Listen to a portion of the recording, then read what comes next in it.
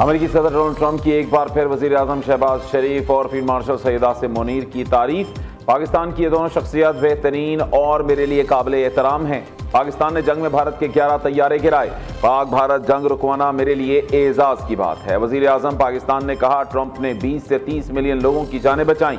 پاکستان نے امریکہ ایران مذاکرات کے لیے بہت اچھا تعاون کیا۔ ٹرمپ نے میڈیا سے گفتگو میں کہا، ایران کی جنگ بہت جلد ختم ہوگی اور ہم جیتیں گے۔ ایران کے سمجھدار لوگ مذاکرات چاہتے ہیں تو کال کر سکتے ہیں، ہم مزید مشاورت اب فون کے ذریعے کریں گے۔ ایران کی افزودہ یورینیم کو مذاکرات کے حصے کے طور پر لیں گے۔ جنگ ختم ہونے کے بعد برطانیہ نے جہاز بھیجنے کا کہا، یہ اچھی بات نہیں۔ ایران کے حوالے سے چین مزید مدد فراہم کر سکتا ہے۔ روس اور یوکرین میں جاری کشیدگی کو ختم کرنا چاہتے ہیں۔ روسی صدر پوٹن اور یوکرینی صدر زیلنسکی سے تعمیری گفتگو ہوئی۔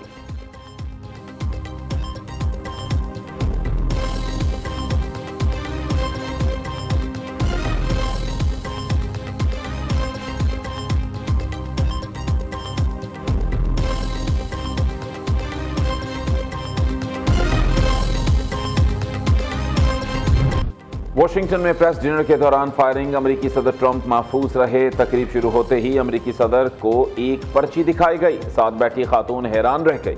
سیکرٹ سروس کے اہلکاروں نے صدر ٹرمپ کو فوری سیکیورٹی حصار میں لے لیا۔ حملہ آور گرفتار 31 سالہ کول ایلن کیلیفورنیا کا رہائشی ہے۔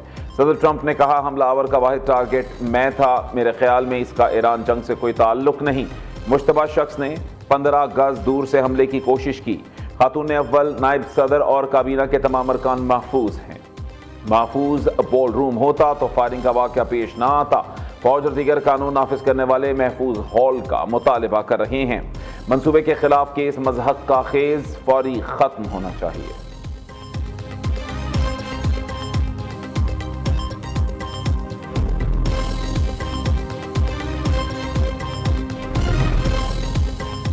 صدر مملکت اور وزیر اعظم کا واشنگٹن میں فائرنگ واقعے پر تشویش کا اظہار۔ آصف زرداری نے فائرنگ کے واقعے کو دہشت گردی کی گھناؤنی شکل قرار دیا۔ ڈونلڈ ٹرمپ اور خاتون اول کے محفوظ رہنے پر اطمینان کا اظہار بھی کیا۔ شہباز شریف کہتے ہیں، شکر ہے صدر ٹرمپ، ان کی اہلیہ اور دیگر افراد محفوظ ہیں۔ عشائیے میں فائرنگ کے واقعے سے صدمہ ہوا۔ نائب وزیر اعظم اسحاق ڈار نے کہا، پاکستانی حکومت اور عوام کی نیک تمنائیں امریکی صدر اور عوام کے ساتھ ہیں۔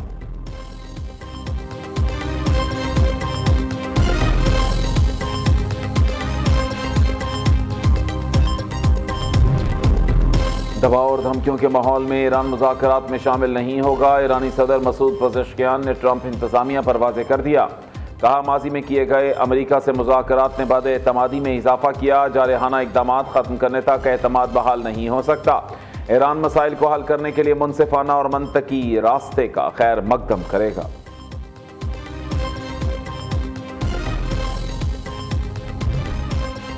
فیلڈ مارشل سید عاصم منیر سے ایرانی وزیر خارجہ عباس عراقچی کی ملاقات۔ دونوں رہنماؤں کی خطے میں موجودہ صورتحال سمیت اہم امور پر گفتگو۔ ایرانی وزیر خارجہ پاکستان سے روانہ ہو گئے۔ عباس عراقچی کی مسقط میں عمان کے سلطان حیثم بن طارق السید سے ملاقات۔ خطے کی موجودہ صورتحال، ثالثی کی کوششوں پر تبادلہ خیال کیا۔ عمانی سلطنت نے تنازعات کے حل کے لیے مکالمے اور سفارتکاری کو ترجیح دینے پر زور دیا۔ عباس عراقچی کے سعودیہ، ترکیہ، قطر اور فرانسیسی وزراء خارجہ سے ٹیلی فونک رابطے۔ ایرانی میڈیا کے مطابق خطے کی موجودہ صورتحال اور سفارتی کوششوں پر بات چیت ہوئی۔ رہنماؤں کا سفارتکاری کے ذریعے کشیدگی کم کرنے پر اتفاق۔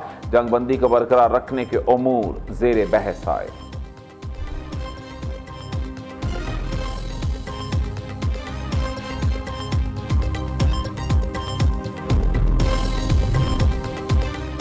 ایرانی فورسز کی آبنائے ہرمز میں کارروائی، خفیہ طور پر گزرنے والے 2 اسرائیلی کنٹینر بحری جہاز قبضے میں لے لیے۔ ایرانی حکام کے مطابق دونوں جہازوں نے سمندری قوانین کی خلاف ورزی اور نیویگیشن سسٹمز میں مداخلت کی۔ خاتم الانبیاء ہیڈ کوارٹرز کے ڈیپٹی انسپکٹر بریگیڈیئر جنرل محمد جعفر اسدی نے بیان دیا، ایران وینزویلا نہیں جس کے وسائل آپ لوٹ لیں، دشمن نے جوہریت کی تو سخت جواب دیا جائے گا۔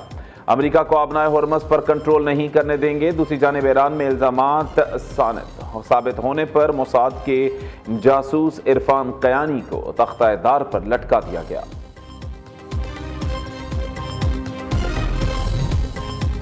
اسرائیلی صدر آئزیک ہرزوگ کا وزیر اعظم نیتن یاہو کو بدعنوانی کیس میں فوری معافی نہ دینے کا فیصلہ۔ امریکی جریدے نیو یارک ٹائمز کے مطابق اسرائیلی صدر پلی بارگین کے لیے ثالثی کی کوشش کریں گے۔ نیتن یاہو کے خلاف مقدمہ 6 سال سے جاری ہے۔ امریکی صدر ٹرمپ نے اسرائیلی ہم منصب سے نیتن یاہو کو معافی دینے کا کہا تھا۔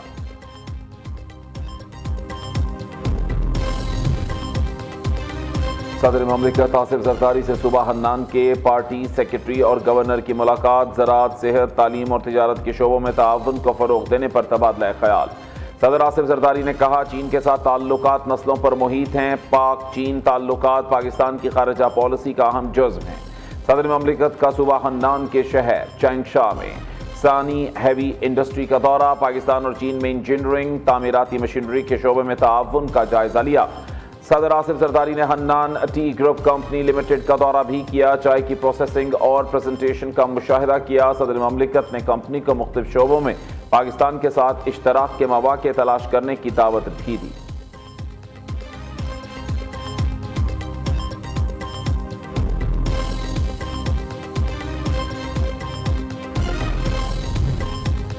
وزیر اعلیٰ مریم نواز کا 50 ایکڑ پر مشتمل پنجاب فلم سٹی کے قیام کا اعلان۔ نواز شریف IT سٹی بھی قائم کیا جائے گا۔ مریم نواز کا کہنا ہے فلم سٹی منصوبہ ملک کا پہلا مکمل end to end media production hub ہے۔ فلم، ٹی وی، اینیمیشن اور ڈیجیٹل میڈیا کے لیے جدید سہولیات ایک ہی چھت تلے ملیں گی۔ وزیر اعلیٰ مریم نواز کی زیر صدارت خصوصی اجلاس۔ لاہور کی بڑی سڑکوں کو ٹریفک کے حوالے سے ماڈل بنانے کا فیصلہ۔ Lane line discipline, road side parking اور 1 وے کی خلاف ورزی پر زیرو ٹالرنس۔ مریم نواز نے کہا لاہور کی ٹریفک میں بہتری کے لیے فوری اقدامات یقینی بنائے جائیں۔ دوسری جانب پنجاب میں دفعہ 144 کے نفاذ میں 30 روز تک توسیع۔ صوبے میں کھلی فضا میں ڈرون اڑانے پر مکمل پابندی برقرار۔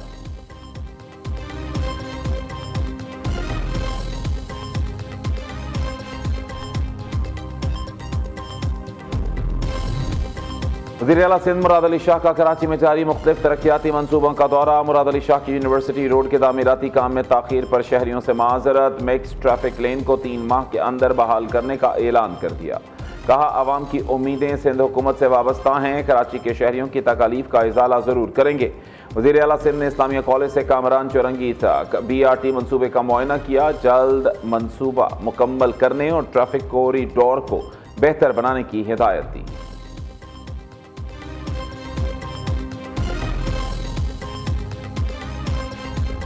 سولر صارفین کے لیے اچھی خبر، 25 کلو واٹ تک سولر صارفین کے لیے فیس اور لائسنس شرط ختم کرنے کا امکان۔ پاور ڈویژن نے نیپرا سے پرانے قواعد بحال کرنے کی درخواست کر دی۔ وزیر توانائی اویس لغاری کی ہدایت پر چھوٹے سولر صارفین کو ریلیف دینے کی کوشش۔ 2015 پالیسی کے تحت 25 کلو واٹ تک سولر سسٹم کے لیے فیس اور لائسنس کی شرط نہیں تھی۔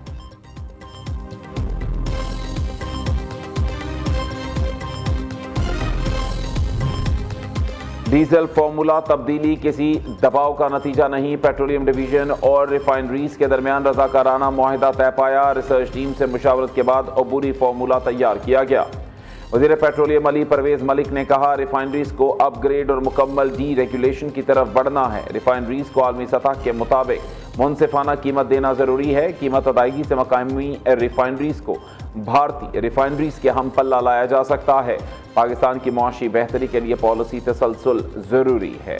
علی پرویز ملک نے تنگ دل سیاست چھوڑ کر ملکی مفاد میں فیصلوں کی اپیل بھی کی۔